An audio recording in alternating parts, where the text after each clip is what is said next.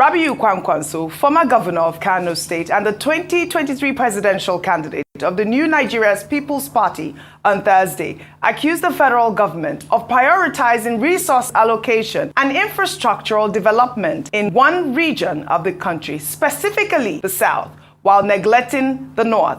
Speaking at a dialogue on the 2025 constitutional amendment in Kanu, Kwankwaso also criticized what he called a lopsided allocation of the national budget. He cited his recent difficult road trip from Abuja to Kanu, highlighting the deplorable state of northern roads compared to the perceived progress in southern infrastructure. He also argued that this imbalance contributes to insecurity and poverty in the north. Let's take a look. Let me say at this point that we support infrastructure anywhere in this country. In fact, I was telling myself that I wished that road was done before 2023 election, because I was the only aspirant or candidate who traveled to all nooks and corners across this country. I would have used that road. So we support roads everywhere, and any other thing that is good for the people, especially for the masses. But a situation where government is taking our resources and dumping it in what part of the country, and other parts of the country are left just like that, I don't believe that is the right thing to do by the government itself.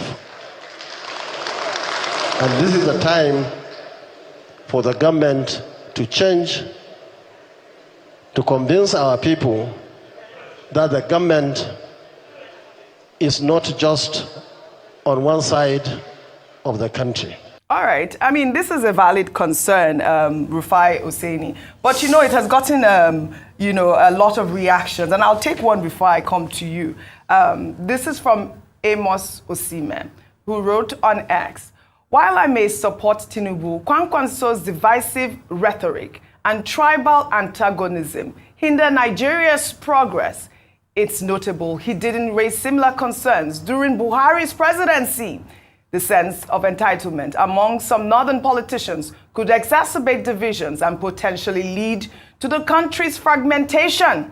One possible solution could be for Tinubu to consider restructuring towards regional governance, reducing the central government's allure and power struggles." And I think for me, that really hit the nail on the head with this conversation. Your thoughts? See, Oji, we all know the politics that gets played in this country. And you see, that's why this thing about the region the president comes from matters a lot. It's not supposed to be the case in Nigeria, but we've bastardized our political system so much and our ethos. And that's why you were talking about when they asked the chair of the APC, what's the ideology of the party? They can't tell you because there's no ideology. The only ideology of politicians in Nigeria is to grab power, use it for yourself, your family members, and people around you, so that you can get a political cult following, get as much money as you can, and save for the rainy day where you have to launch for a political attempt again. That's the only ideology of every Nigerian politician. What he's saying now is he feels because President Tinubu is from the South, we're having projects like Coastal Road, we're having other major projects in the South, 15 trillion worth. They will look and say, why can't that pass through us?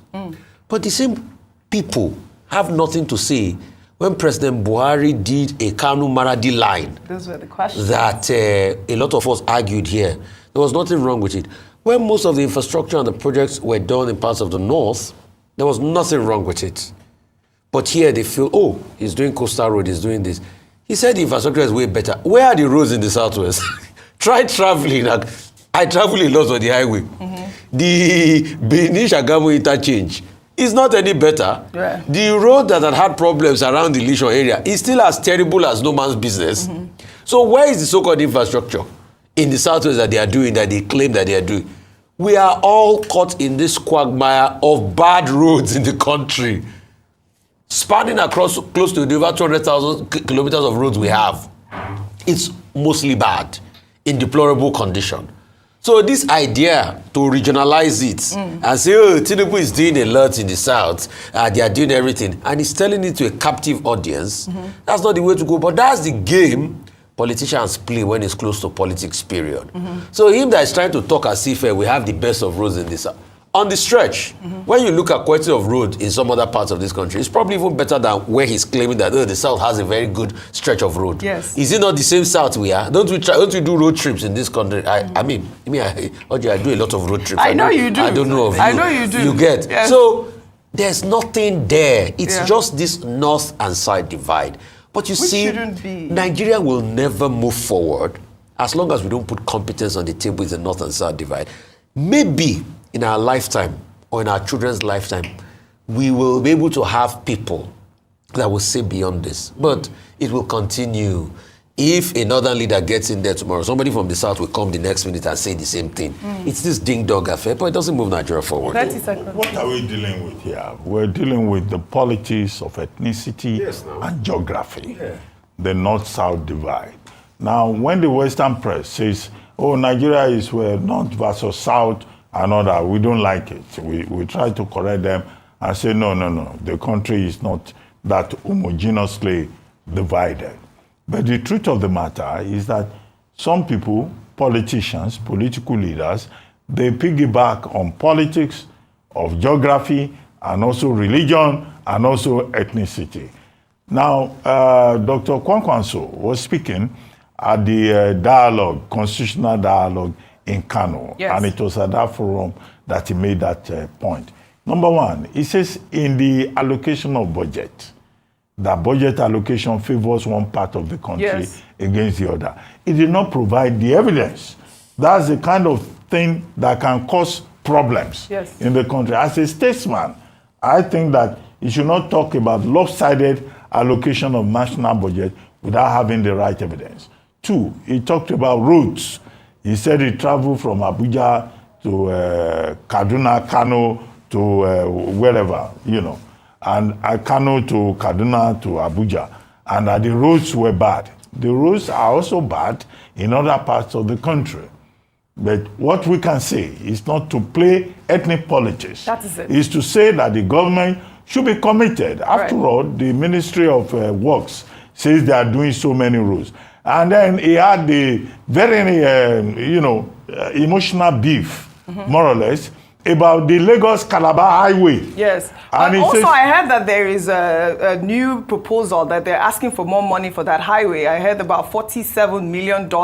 Yes. That was in an application to the House of Representatives for the coastal highway, by President Tinubu. Right. It's about variation. Yes. He's saying that, okay, variation, the money has gone up. So, again, Lagos-Calabar highway, there is no way it will be used only by Southerners. It's a long stretch of road in Nigeria. All of us will use it. So we should not play politics with infrastructure.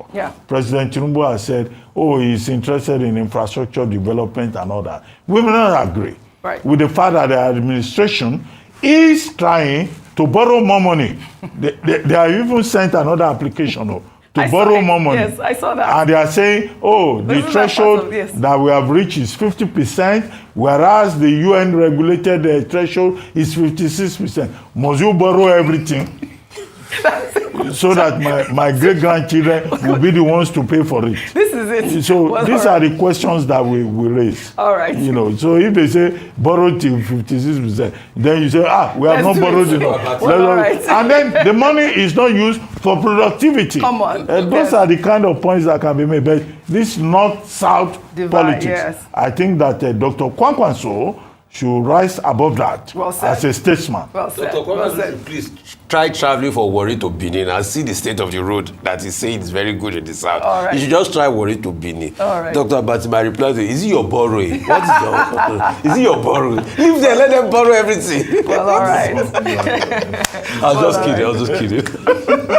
Well, all right. We'll take another story now. Labour Party's 2023 presidential candidate, Peter Obi, has dismissed Edo's state Governor Monday Okpebolo's warning to seek security clearance before visiting his state as baseless and politically motivated. Speaking during a visit to his alma mater, Christ the King College in Onitsha, Anambra State, Obi emphasized that his visits are driven by a desire to invest in people and uplift communities through education and healthcare. He criticized Governor Okpebolo for politicizing acts of charity, stating that the governor should instead complement his actions. Let's take a look. Opportunity to go to Benin and make any donation in London. Will you still? Oh yes, every day. Trust me. I will go to Benin. Despite the threats? No, there's no threat. All those things are, like I said, it doesn't make any meaning to me. You know how many times I'm threatened all over Nigeria? I receive threats every day, actually. The ones you're hearing is vocal. I receive threats every day, and I'm everywhere. We should stop talking about politics and talking about threats and waste of time. What I want us to always be talking about, how do we build a better future for our society? Our society is not going to work by threatening people. Our society is going to work by investing in people. I went to Benin to invest in a better life of the people of Edo State. Because if they have good nurses, good doctors, they'll live a better life. What the governor should have done is to complement what I'm doing in his state. He should actually be sincerely grateful that I'm working with him. And this is the point. The governor should be sincerely grateful that people are coming into his state to work with him to develop such, critical infrastructure or critical places in our society. School, healthcare. I believe he donated in Anambra State about, 15 million again? Your thoughts on that? I think it's a reminder that we need to just be really careful about localizing our outlook. We're coming from the statements from Kwankwaso where he's saying that, the North. Now you have a governor who's saying, my state. No. We have to remember that all of these are subcategories of the bigger geographical expression that is Nigeria. So anybody should be welcome to do any activity that uplifts any Nigerian anywhere in the state. Now I'm happy to see him exhibit what Rufai earlier called stubborn righteousness, righteous stubbornness. Yes. And that's the criticism that I was making earlier, or rather, people were making earlier about the new chairman of the APC, Nentawe Yewata, to say that this man is a gentleman. Can he bring the gra-gra when he needs to? And Peter Obi, in the same breath, we can say he's a gentleman. Yes. He's always very gentle and calm. But it's good to see that when there's the need for that gra-gra, because this gentleman thing, unfortunately, in our politics, it doesn't get you very far. You need to be able to become a bit rugged when the need calls for it. So I'm glad to see that he's not deterred. I'm glad to see that he's, persisting with his work. And let's keep going. Let more people join in and do their own part in whichever part of the country they so desire, because they have every single right to. Nobody can stop them. Well said. Acts of charity should not be politicized. I wrote it down. He says, our society is not going to work by threatening people. Yes. Our society is going to work by investing in people. This is it. I went to Benin to invest in a better life for the people. Peter Obi. That is it. And I think that should be the message to everyone that is involved. The second message is that he visited CKC Onitsha. That's one of the best schools in this country at the time. When I arrived at the University of Calabar, the students of CKC Onitsha, they were walking like this. Very proud, and very nice uniforms. Very confident. They will tell you, I'm from CKC Onitsha. But we did battle. I was able to beat all of them. To the first prize. That's a school that has a great history. I hope they have sustained that tradition. Right. They have sustained that tradition of excellence in CKC Onitsha. Well, one of the best schools in this country at a time. Yes. But everything in Nigeria has gone south. Yes. But I hope that's not the case with CKC Onitsha. And this is good thing. He's gone back to his alma mater. This is it. It's a good thing. He's going back to his alma mater. We know he's cool. That's what you're saying. But I'm glad that he's not deterred. And like he said, acts of charity should not be politicized like this. Yes, I mean, there was no need for all of that rancor. We'll take another story now. Reports are alleging that the Minister of the Federal Capital Territory, Nyesom Wike, has allegedly repurposed land administration to enrich his family, as reported by online media publication The People's Gazette, continue to trend, although Arise News has not been able to independently verify the story. Senator representing the Federal Capital Territory, Ireti Kingibe, last week made similar allegations, accusing the FCT minister of illegally granting massive land allocation waivers to his sons. Kingibe made the allegation during an interview on Arise Primetime, claiming that Wike's sons received land allocations where the required fees were drastically reduced from 200 million naira to 2 million naira within 48 hours. She described the actions as unethical, unfair, and illegal, stating that she possesses documented evidence to support her claims. Wike's spokesman, Larry Olayinka, in his right of reply, challenged the senator to provide evidence to back her claims. Let's take a look. She claimed here that the minister allocated land to his children. And I'm saying it here that there is no single allocation to any of the children of the FCT minister. Well, she says she has documents. That is what I'm saying. That is why I'm saying here that I'm challenging her here to produce those documents. Or you can go there to have court. been two publications. You can go to court. You can take her to court if you want. We won't dignify her for that. But let me also say this. Yeah. There are two publications. One came up, the minister allocated land to Joak Farm Nigeria Limited. And in the story, it was mentioned that the land was allocated to one of the sons of the minister by name Joaquin. Because you have a child whose name is Joaquin. When you now see Joak Farm automatically now belongs to Joaquin. And that publication also said that of 2,080 hectares of land were allocated to that minister's son in Asokoro and Maitama. The entire Asokoro and Maitama Abuja put together is not up to the two districts are not up to 2,000 square meters. To be entirely fair, they're not up to. To be fair, I'm not sure that was what she was referring to. There you have it, a replay of Larry Olayinka's right of reply to Senator Ireti Kingibe by taking reactions to the All Progressives Congress National Executive Committee meeting on Thursday, where President Bola Ahmed Tinubu appointed a new national chairman, Professor Nentawe Yilwata, who was serving as the Minister of Humanitarian Affairs and Poverty Reduction. Speaking during the meeting, President Tinubu used the opportunity to urge opposition governors to defect to the ruling All Progressives Congress, describing the newly formed opposition coalition, the African Democratic Congress, as a coalition of confusion. He encouraged opposition members to abandon the sinking ship and join the APC. Let's take a look before we take some reactions. Nigerians are still complaining at grassroots. To you, the governors, you have to wet the grass more and lead the way in delivering progressive change to Nigerians. To renew the hope of Nigerians is clear. I want to thank and pray for the governors of our party. Today, I think, counting, we have 23, and still counting. More members are still coming. So if we accommodate the congresses till December, that is making room for those who are still coming.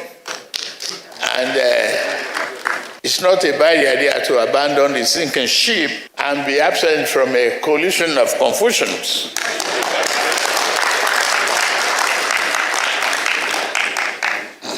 All right, this video went viral yesterday, by 32 governors and counting. He's welcoming more members into the APC. I'll take this tweet from, actually it's an Instagram post from Just the Vibes. They wrote, They don't even talk about governance anymore.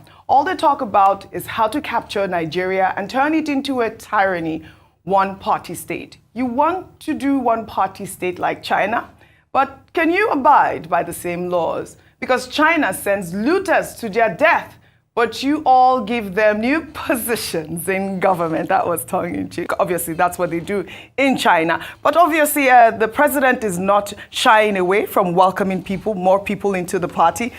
How many governors do we have now? 23. We have, in general, it's 37, right? So we have a few more to go. 36, of course.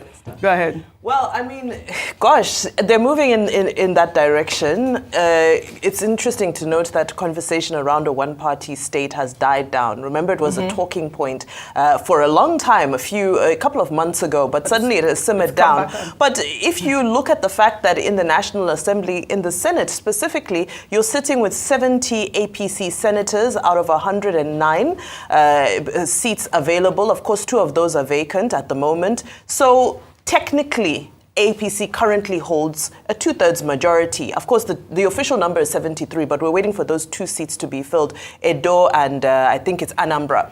So it brings back that conversation about a one-party state. But you can't. You also can't blame the APC in its entirety, as much as they're being accused of coercing people to cross over. We're also not seeing that much resistance from the opposition governors either.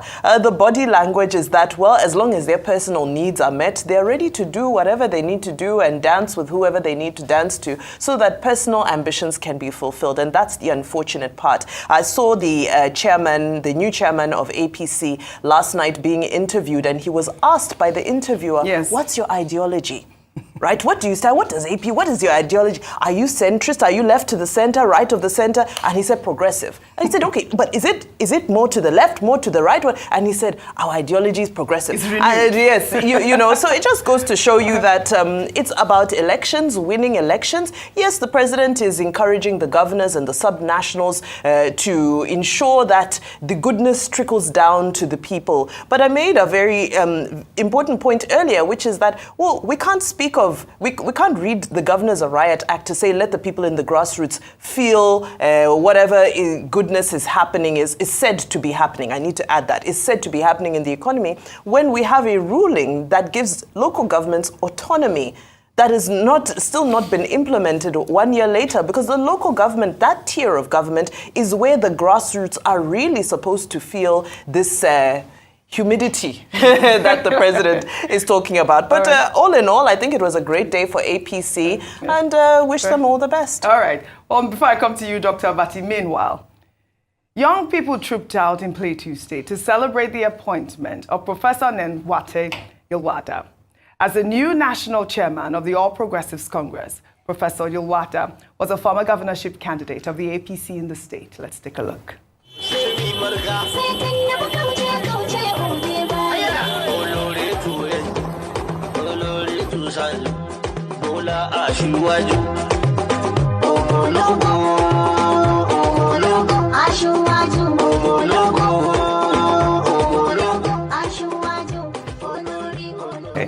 Omologo, you know we love this song. Go Ashiwaju, Omologo.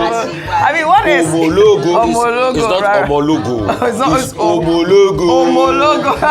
Omologo means a child of grace, a child of glory. Right. Omologo. Omologo. What a strategic appointment, isn't it, Dr. Abati? Okay, one. You know, it should be expected that the APC, the ruling party, will reorganize its affairs in the face of the onslaught of the opposition, known as the ADC. So what they have done is they're trying to re-strategize. Now, in that regard, they now have a Christian chairman of the party who is from Plateau State, from the north central part of the country, to replace the former chairman of the party, who is from the northwest. That's Ganduje. And as I had predicted, I said they will find something for Ganduje. They found something for him. They made him chairman, I think, of the board of Aviation Authority fund. You know, they put him there. So now they've appointed one person. The first thing we need to look at is the persona.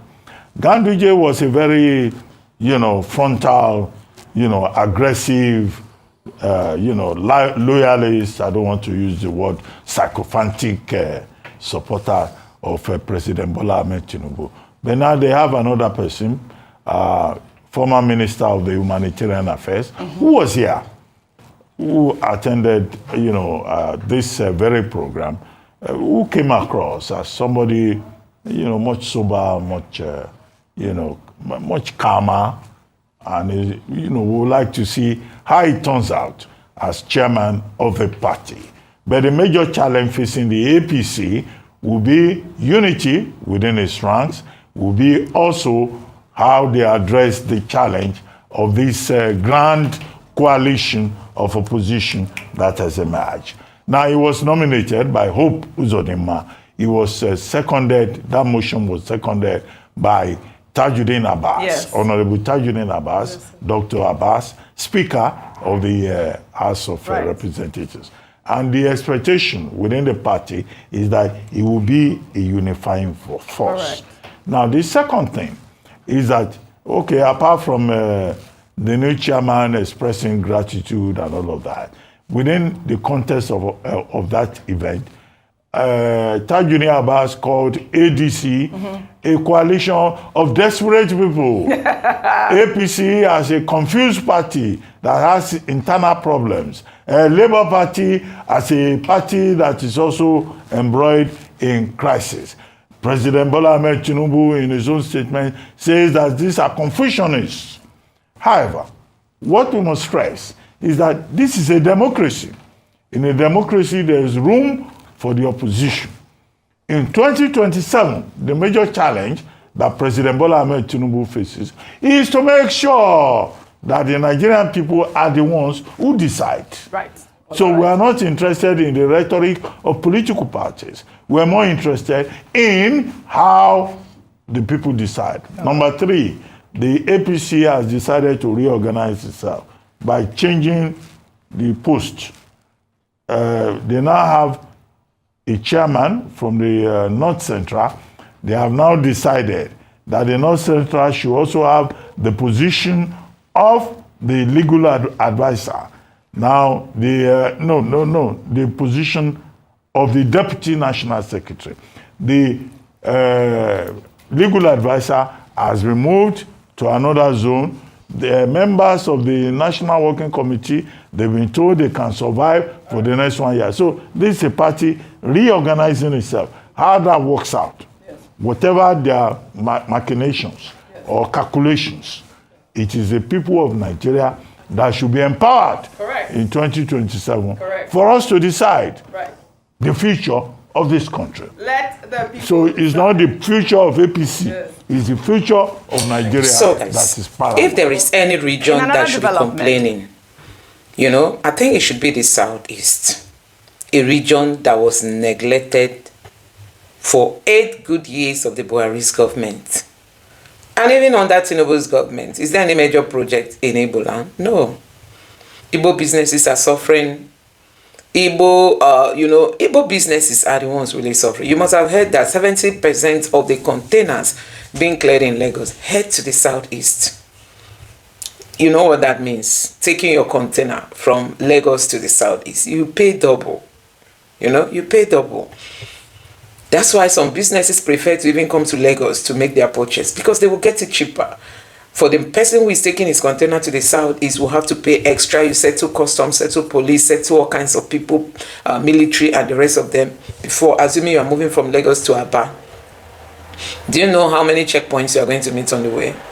You have to settle all these people. And then the gain, the profits in the business just keep sliding. Under Buhari's government, he built railways connecting different parts of the country, even went to Niger, but the Southeast was left aside. You must have seen that in the House of Assembly, in the National Assembly, there were budgets that were being passed, monies that were being approved. The Southeasterners were sidelined, and some of the Southeastern representatives stood up to ask questions as to why was the Southeast neglected. So it has been like a culture in the country. The Southeast is so much neglected that I believe it's because we don't have real outspoken leaders. We don't have leaders that are outspoken. We have hypocrites as leaders. You must have seen some of them fighting one another. It's an Igbo man that will tell you Peter Obi shouldn't run. The North should run. It's an Igbo man in the last election that said Peter Obi is not competent. That's Soludo. What's his name again? Kenneth Okonkwo has come out to say instead of Peter Obi is too weak, that he needs Atiku. Tell me how Atiku is stronger than Peter Obi. Is it in intellectual capacity or the force Peter Obi carries? Nigerians falling in love with him every day. I don't know how you want to compare Peter Obi and Atiku. But what I'm trying to say is that this region has been so abandoned, and because we don't have leaders, you can imagine Kwankwaso just moved from Abuja back to Kanu or to Kaduna, and he was lamenting what he saw. I don't know if you have gone to places like Enugu and even going down to the southeast to see the road that business owners used to take their goods down to the southeast. You will weep.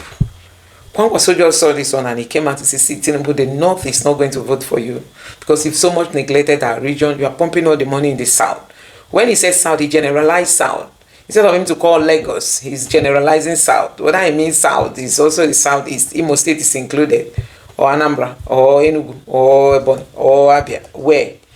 Anyway, guys, I'm just going to leave it there. I don't know what you make of this, because for me, if there is any region that should be crying, it should be the Southeast. But because we have been trained to be, not to depend much on politics, but nevertheless, politics is very important because this is national cake. Don't forget that majority of the oil is coming from Igbo land. I mean, Igbo land and the South-South.